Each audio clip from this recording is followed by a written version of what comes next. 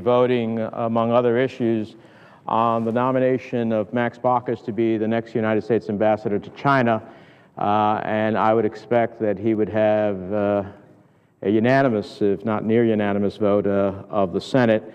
As I said in the Foreign Relations Committee this week, clearly one of the biggest challenges, the biggest opportunities before U.S. foreign policy today is getting the relationship between the United States and China in the context of our rebalance to the Asia-Pacific right.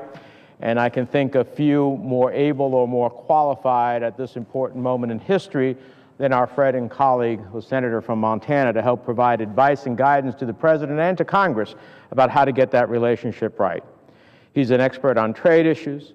He understands what we face in the coming years as China economies continues to grow. He's fully aware of the facts that we have had U.S. exports to China that have increased by almost $40 billion in the past 4 years alone, creating and sustaining millions of U.S. jobs in sectors across the board: automobiles, power generation, machinery, aircraft, other vital industrial sectors. His trade missions to China, since he's been the chairman of the Finance Committee, have given the perspective he needs to deal with the realities of our policy options.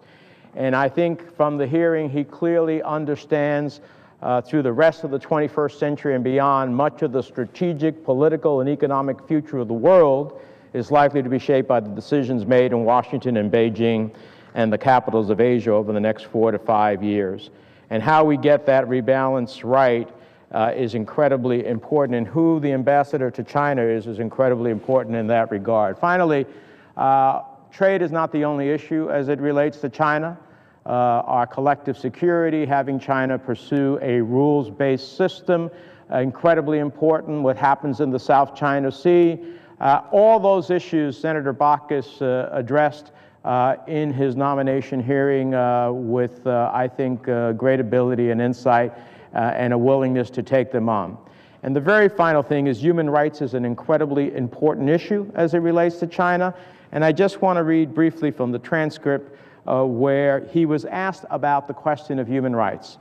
And he described a moment as a senator in which he raised with then President Jiang Zemin and raised with him the question of a dissident in Tibet.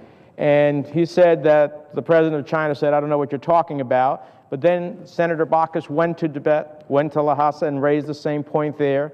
And sure enough, within about 2 or 3 weeks, that dissident was released. Protection of human rights, he said, is the bedrock. It is the underpinning of American and world society. People look to America to lead on so many issues, including the protection of human rights, religious freedoms, freedom of the press, all the rights that are enumerated in the Universal Declaration. It is what most progress springs from. And the answer is yes to Senator Cardin, who asked the question, "You have my commitment on human rights." I think the totality of trade, currency manipulation, security, and human rights, the answers that he gave in his hearing clearly show manifestly that he is very capable to be the next ambassador, and I urge his unanimous vote from the Senate, and I yield the floor.